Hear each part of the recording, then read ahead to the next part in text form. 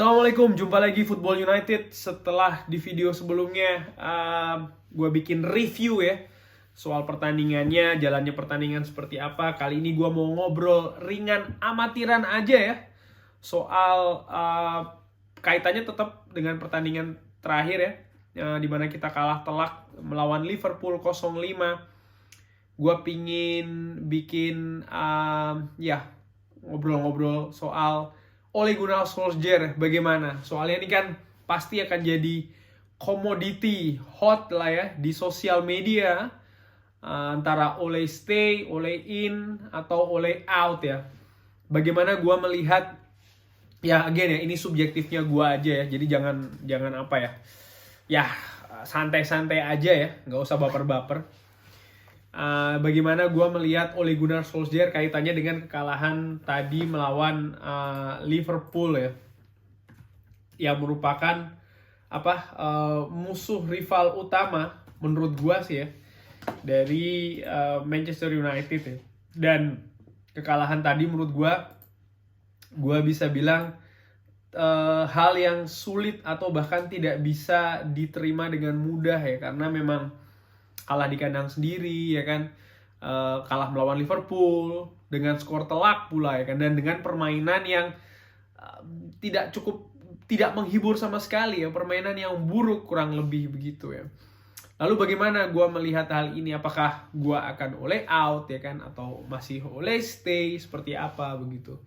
Ini iseng-iseng aja sih, sebelum gue bikin video ini gue sempet lihat-lihat ya, paling tidak Manchester United di beberapa musim sebelumnya ya, terutama ketika ada transisi di zamannya Jose Mourinho begitu ya. Tapi sebelum ke sana, gue iseng-iseng gue membandingkan ya. Sekarang ini kan begini, memang betul kita nih kalah menghadapi Liverpool, salah satu musuh bebuyutan ya kan. Tapi gue jadi teringat begitu ya, dulu jadi begini. Gue ini by the way ya, menyaksikan Manchester United kalah telak melawan rival ini yang ketiga kali secara pribadi ya. Melawan Tottenham nggak gue anggap ya. Gue pertama kali itu adalah ketika Manchester United kalah 1-4 menghadapi Liverpool ya di Old Trafford. Itu salah satu kekalahan yang menurut gue cukup membekas bagi gue ya, sampai dengan hari ini. Tentunya hari ini yang 0-5 ya kan. Dimana pada saat itu pertandingan juga berjalan bahkan di luar dugaan ya, karena kita sempat unggul dulu 1-0 melalui penalti Cristiano Ronaldo ya kan. Lalu pelan-pelan Liverpool mampu pelan-pelan mencetak gol ya, bahkan mengakhiri babak pertama tuh kalau tidak salah dengan 1-2 begitu ya. Sempat ada juga drama kartu merah di sana, di mana seorang Nemanja Vidic ya mendapatkan kartu merah ya kan. Lalu gue juga pernah menyaksikan Manchester United kalah 1-6 melawan Manchester City ya kan. Di Old Trafford juga, masih Sir Alex Ferguson manajernya. Pertandingan yang sebenarnya berlangsung cukup bagus, cukup ketat sebelum Mario Balotelli membuat gol. Lalu ada gol lagi ya kan, lalu ada kartu merah dari seorang Jonny Evans ya kan.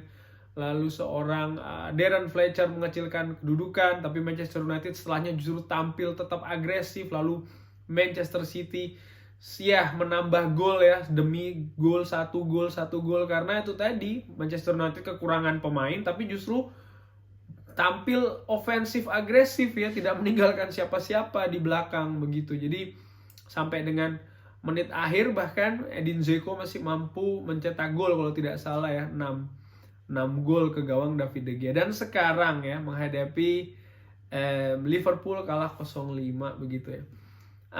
Dari pertandingan di tangan Sir Alex, gue selalu ingat ya, setiap kali kita habis kalah telak di 2 pertandingan itu ada komentar kurang lebih dari Sir Alex. Memang betul ini kekalahan memalukan, menyakitkan, tapi jangan lupa harga yang kita bayar dari pertandingan ini secara teknis ya adalah hilangnya 3 poin.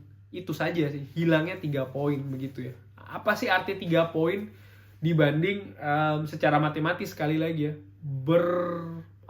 berpoin-poin lainnya yang ada di luaran sana, di mana dengan poin-poin tersebut Manchester United mampu ya pada saat itu ya akhirnya menutup kompetisi itu dengan hasil yang cukup bagus ya. Contoh ketika kita kalah 1-6 itu kan kita tampil sebagai runner up akhirnya ya, hanya kalah ya melalui gol Aguero pada saat itu ya kan, yang cukup pokoknya benar-benar sampai menit akhir kompetisi, bukan menit akhir pertandingan lagi tapi menit akhir kompetisi begitu. Bottom of the line ya, lainnya adalah kekalahan ini betul kekalahan telak, tapi secara matematis kita kehilangan 3 poin, that's it ya. Hanya 3 poin dan kebobolan 5 gol begitu. Dari situ maka gua berusaha mencari pembanding ya. Kita kehilangan 3 poin. Sekarang sudah di week 9 ya, pertandingan ke-9. Di mana kita sekarang ini di pertandingan di papan klasemen. Kita ada di peringkat ke-7 ya kan. 4 kali menang, 2 kali seri, 3 kali kalah dengan nilai 14. Di musim lalu dengan yang sama ya, ternyata kita ini ada juga di peringkat ke-7 sama seperti sekarang ya. Dengan nilai 16. Nilai 16 tuh berarti 2 poin lebih banyak ya kan. Kalau ditarik lagi ke musim sebelumnya, di pertandingan di minggu ke-9 kita ada di peringkat 14 dengan poin 10. Di musim berikutnya lagi, ketika masih ditangani oleh Jose Mourinho, kita ada di peringkat ke-10 dengan nilai 14 ya. Jadi poinnya sama seperti yang kita punya saat ini, yaitu adalah poin 14 ya. Dengan jarak pada saat itu kita punya gap ini 9 poin ya, 9 poin. Dan sekarang ini kita memiliki 11 poin beda dengan Chelsea ya, pemimpin klasemen. Artinya apa? Kalau gue lihat ini kurang lebih hampir sama seperti kejadian di musim terakhirnya Jose Mourinho, di mana again kita punya 14 poin ya kan, selisih dengan cukup jauh ya. Sebelumnya dengan pada saat zaman Jose Mourinho 9 poin ya kan. Coba gue bener nggak 9 poin ini? Iya, 9 poin, betul 9 poin. Sedangkan sekarang kita selisih 8 poin, beda 1 poin ya, tapi kurang lebihnya segitu begitu. Dari sisi itu kan hampir sama nih. Lalu gue cepat berpikir, berarti apakah Ole Gunnar akan segera berakhir seperti Jose Mourinho ya kan? Di situ terus gue melihat, gue cari artikel lagi, gue baca, karena pembandingnya gue pingin yang terakhir aja ya dengan Jose Mourinho. Gue baca statement klub apa sih yang mengatakan alasan memecat seorang Jose Mourinho. Ternyata gue dapet dari salah satu media ini menyebutkan bahwasanya salah satu alasan kuat kenapa kok Jose Mourinho itu dipecat adalah dia ini membahayakan harmonisasi atau harmoni daripada klub atau tim ya. Salah satu contohnya atau salah satu langkahnya adalah dengan mencabut Paul Pogba dari jabatan kapten kedua Manchester di bulan September, dan itu ternyata pengaruhnya cukup besar di kamar ganti. Di samping juga tindakan-tindakan Jose Mourinho yang lain ya, pada intinya adalah dia ini memporak-porandakan lah bahasa kasarnya kamar ganti pemain, dan ini membuat skuad itu jadi tidak harmoni ya. Dari situ gue coba membandingkan dengan situasi sekarang. Secara teknis kita sama kurang lebih kondisinya ya kan, 14 poin ya kan, beda dengan pimpinan klasemen 9 atau 8 poin ya kan. Dengan alasan seperti ini, apa sekarang yang terjadi di Manchester United? Apakah ada disharmoni di skuad begitu? Kalau sejauh ini yang gue lihat tidak ada ya, atau tidak seburuk keadaan ketika Jose Mourinho menjelang lengser ya di bulan September. Dia lengsernya kan di bulan Desember ya kan. Terus gue coba gali lebih lanjut lagi. Dia lengser di bulan Desember Jose Mourinho kan, ketika Manchester United sudah melakoni 17 pertandingan. Di mana posisi Manchester United ketika Jose Mourinho lengser ya, setelah melakoni 17 pertandingan itu ternyata Manchester United ada di peringkat ke-6 dengan nilai 26, selisih 19 poin, betul, selisih 19 poin dari Liverpool ya, 19 poin, dan berselisih dari zona Liga Champion ya kan, berselisih berapa nih? 11 poin. Which is lumayan ya, 11 poin itu kan berarti 3 kemenangan sekian ya. Artinya tim papan keempat, peringkat keempat di papan klasemen itu adalah Chelsea, harus kalah di 4 pertandingan beruntun lah kurang lebih untuk Manchester United ini bisa nyalip untuk dapat kursi Liga Champion ya, peringkat keempat. Which is ini kan again secara bisnis, secara prestasi klub kan juga mengancam ya. Karena kalau tidak tampil di Liga Champion untuk klub sebesar Manchester United ini kan sebuah bencana, dikatakan demikian. Nah dari sini, oke, terus gue tarik lagi ya kan. Oke, sekarang kita sama posisinya dengan Jose Mourinho pada saat musim terakhirnya dia. Jose Mourinho ada disharmoni di sana kan, sementara sekarang kondisinya masih harmonisasinya masih oke di Ole Gunnar Solskjaer. Dipecat setelah punya gap yang cukup tinggi dengan dengan penguasa klasemen dan juga peringkat keempat di papan klasemen ya. Dari situ gue punya kesimpulan sementara bahwasannya mungkin ya, gue perkirakan Ole Gunnar Solskjaer mungkin tidak akan dipecat dalam waktu dekat ini. Ini perkiraan gue aja ya. Tapi bukan berarti ini pasti gitu. Enggak, ini hanya omongan gue aja dengan amatiran ya. Kenapa alasannya? Yaitu tadi, gue merefleksikan di alasan-alasan yang gue sampaikan tadi ya. Ada hal-hal yang masih belum matang katakanlah untuk manajemen ini membuat keputusan, oke, Ole Gunnar Solskjaer kita rilis, kita pecat. Sekarang di klub itu ada seorang John Murtough ya kan, yang jadi jembatan antara tim manajemen dan juga tim kepelatihan. Tim manajemen yang diketuai ya kan langsung oleh Ed Woodward, dan tim kepelatihan yang diketuai oleh Ole Gunnar Solskjaer gitu ya. Dari situ gue sih sebenarnya melihat begini ya, manajemen sih pastinya tidak akan terlalu melihat ke sosial media ya, bagaimana komentar-komentar ya kan, karena dia akan lebih mendengarkan si John Murtough ini. Apakah John Murtough memberikan lampu hijau untuk ganti pelatih, untuk pecat pelatih ya kan, atau tidak begitu ya. Dan menurut gue sih mengaca dari alasan itu juga tidak sepertinya tidak akan dalam waktu dekat, sekalipun kita barusan kalah 5-0 menghadapi Liverpool, musuh bebuyutan ya. Walaupun sih kalau gue lihat ya memang secara teknis, secara strategi, pemilihan strategi tadi ringan amatiran ala gue ada kesalahan ya. Ini again pendapat pribadi gue, tentunya Ole Gunnar yang lebih tahu kenapa pakai itu, kenapa menampilkan pemain ini dan itu ya. Tapi kalau gue melihat ya tadi memang ada kesalahan ya kan, bagaimana tampil terlalu agresif di menit awal, kenapa milih formasinya 4-2-3-1 di mana pelatih-pelatih sebelumnya ya, Louis van Gaal, Jose Mourinho, Sir Alex Ferguson lebih ketika menghadapi Liverpool ya, hampir selalu itu menempatkan atau mengutamakan keseimbangan ya, terutama di lini tengah.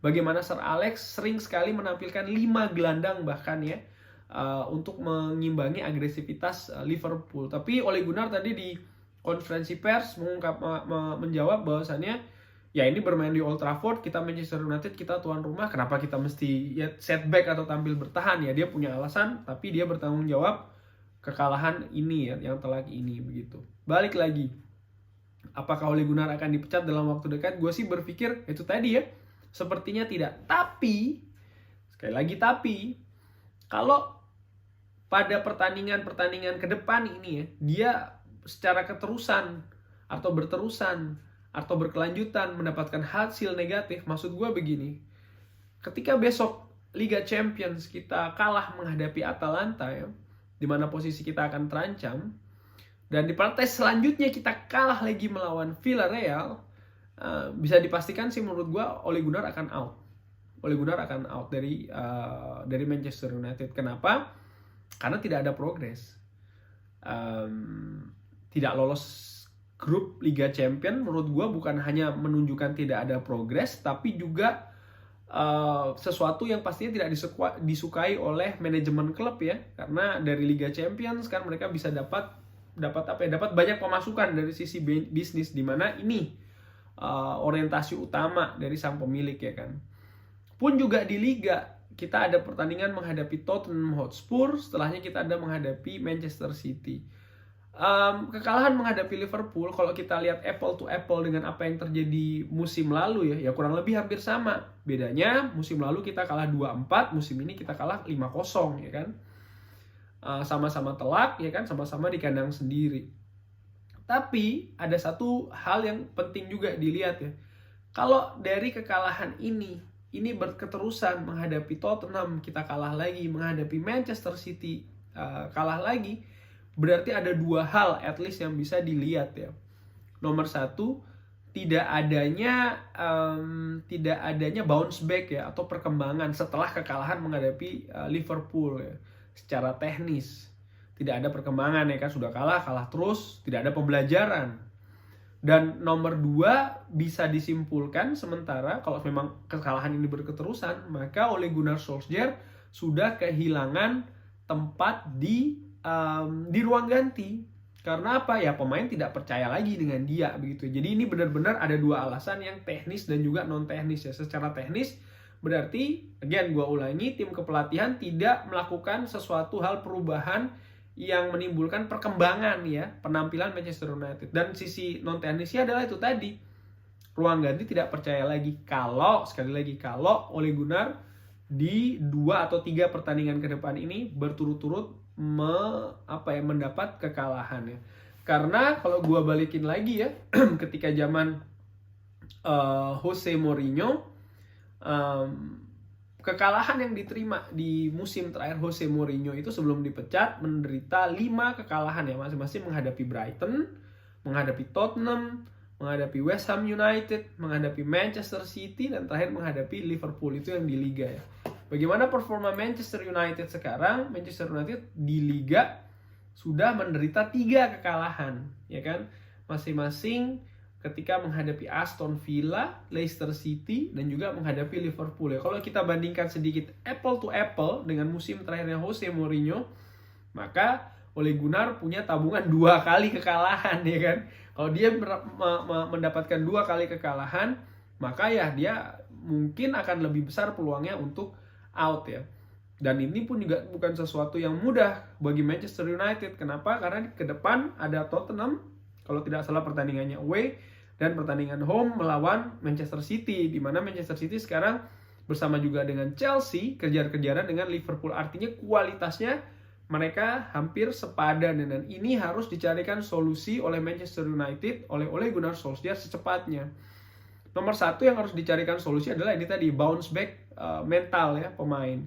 Ada hal positif ya yang kalau gue lihat adalah reaksi pemain-pemain ini di sosial media. Ini agak sedikit berbeda dengan bagaimana mereka bereaksi setelah kekalahan menghadapi Leicester ya. Malam ini sudah banyak langsung pemain Manchester United itu yang update status kurang lebih. Dan menurut gue, walaupun ini cuma di sosial media, tapi ini menunjukkan adanya rasa rasa self belonging, atau apa ya kalau gue bisa bilang ya pengakuan lah ya, pengambilan tanggung jawab mengenai hasil tadi, di mana rata-rata mereka bilang ya itu tadi ya, mereka menghargai supporter, ini salah kita dan lain-lain. Dan bagaimana mereka bereaksi di pertandingan selanjutnya, ini yang lebih penting kalau menurut gue begitu ya. Bounce back lagi-lagi. Again, kekalahan telak buat gue ini bukan yang pertama kali gue saksikan. Gue pernah menyaksikan di mana kalah 1-4 menghadapi Liverpool, kalah 1-6 menghadapi Manchester City ya. Dan ya, walaupun gue tadi bilang ya kan, kalau seandainya Ole Gunnar di 3 pertandingan ke depan ini akan kekalah, maka kemungkinan dia akan keluar. Bukan berarti gue mengharapkan, nah ini sambungan dari pertanyaan di depan ya, bagaimana pendapat gue kali ini, apakah gue tetap Ole stay atau gue Ole out. Begini, sekalipun gue melihat ada kemungkinan kalau seandainya Ole Gunnar menderita kekalahan, Manchester United menderita kekalahan di 3 pertandingan ke depan ya, Atalanta, Tottenham Hotspur, dan juga Manchester City, maka kemungkinan besar sekali Ole Gunnar akan selesai. Tapi bukan berarti gue mengharapkan itu. Sekali lagi gue tekankan, tidak berarti gue mengharapkan itu ya. Fans sejati Manchester United ya, mau dia Ole out, mau dia Ole in, mau dia Ole stay, ketika pemain Manchester United menginjakkan kakinya di lapangan ya, menendang bola kick off, semua itu ada di belakang Manchester United. Di belakang mengharapkan apa? Mengharapkan hasil terbaik bagi Manchester United. Hasil terbaik itu apa? hasil terbaik itu tidak lain adalah kemenangan. Syukur-syukur kemenangan itu diraih dengan permainan yang bagus ya. Karena again, ada orang yang bilang gua nggak peduli menang kalah, yang penting permainan menghibur. Permainan menghibur untuk siapa? Permainan menghibur untuk Manchester United atau permainan menghibur untuk tim lawan? Dijawab, ya untuk Manchester United dong. Gua nonton itu untuk menyaksikan Manchester United bermain baik. Fine. Bermain baik tapi kalah gimana? And then jawabannya, oh tidak bisa. Yang gua maksud permainan baik adalah permainan baik dan menang. Ya kalau itu mah semua juga pengen, ya kan. Cuman kenyataannya kan tidak melulu seperti itu begitu ya. Tapi kalau buat gua ya sudah, bermain sepak bola tujuannya apa? Gua kalau bermain bola tujuannya adalah menang. That's it. Kalau gua ya ringan amatiran, nggak tahu yang lainnya ya kan. Tujuannya bermain baik ya kan, tapi kalah seri nggak apa-apa. Fine, itu pilihan. Tapi kalau buat gua tujuannya menang. But again, gua melihat hal seperti itu. Jadi fans Manchester United, ketika Manchester United nendang bola kick off pertama, ya sudah, mau Ole stay mau Ole out, ada di belakang Manchester United mengharapkan kemenangan. That's it sih. Kalau seandainya lu setuju Ole stay, ya oke. Kalau seandainya Ole out, ya sudah, sampaikan kritik dan lain-lain ya. Menurut gua sih itu begitu ya. Kalau tidak mendukung, kalau kritik itu masih oke, tapi kalau tidak sampai mendukung itu gue pertanyakan begitu ya. Kenapa? Ya itu tadi.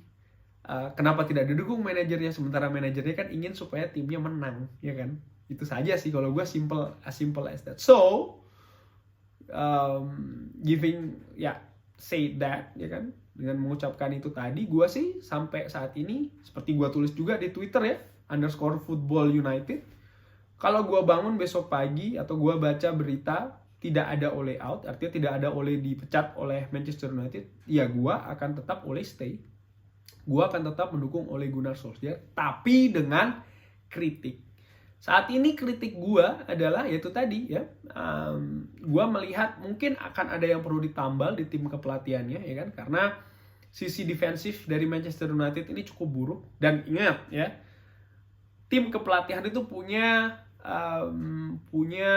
tugas masing-masing, tanggung jawab masing-masing juga. Walaupun betul ketuanya sang manajer Ole Gunnar Solskjaer, tapi bukan berarti Ole Gunnar Solskjaer itu akan turun ke hal-hal detail ya gaya-gaya manajer masing-masing. Tapi kalau yang dari gua baca ini, mereka rata-rata seperti itu ya. Mereka melimpahkan beberapa tanggung jawab penting bahkan kepada tim kepelatihannya. Dan menurut gua, apa yang terjadi di lini belakang khususnya ini memang jadi pusat perhatian ya, paling tidak saat ini, karena Manchester United kebobolan terlalu banyak gol, dan terlalu banyak gol yang kebobolan karena kesalahan sendiri, dan ini menurut gue harus segera diperbaikin. Kurang lebih demikian ya, ngobrol ringan amatiran mengenai Ole Gunnar Solskjaer ya, mengenai itu tadi ya, efek kekalahan menghadapi Liverpool. Again, gue harapin semoga Manchester United akan bounce back ya, seperti Manchester United yang gue saksikan ketika kalah 1-6 menghadapi Manchester City, dan juga kalah 1-4 menghadapi Liverpool ya. Karena again, namanya sepak bola, tidak ada yang tidak mungkin begitu ya. Kejutan itu pasti selalu ada. Sering sekali penampilan itu tidak sesuai dengan apa yang ada di atas kertas. Kurang lebih demikian nih, sudah masuk hari Senin. Thanks for watching, jangan lupa like and subscribe ya. Assalamualaikum warahmatullahi wabarakatuh.